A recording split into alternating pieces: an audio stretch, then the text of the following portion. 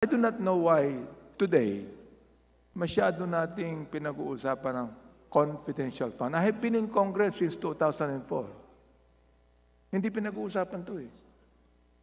Ngayon lamang po, masyadong heated ang pag-uusap tungkol sa confidential fund.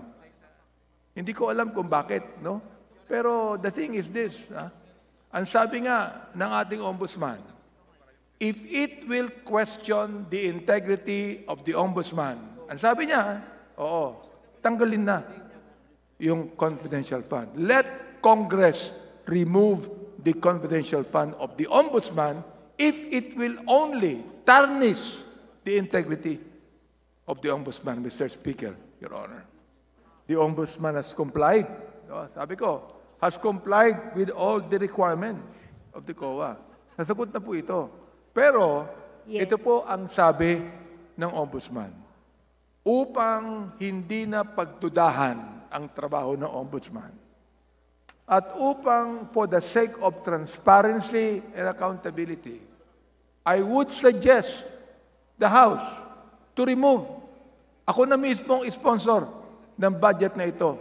I would suggest that the House remove the confidential fund of the Ombudsman. Sinabi niyo po kanina no na kayo ba nagmo-move ba kayo? You are moving a motion to remove the confidential fund ng Ombudsman? I don't think, Mr. Speaker? Mr. Speaker, Your Honor, point of order, I don't think that it is proper in this body right now, talking about the budget, to make a motion. Although it is, hindi pa ito yung proper, and I don't want din po na to put you on the spot. Pero if ever, on the right time, mag-motion kayo ng ganon, I will second that.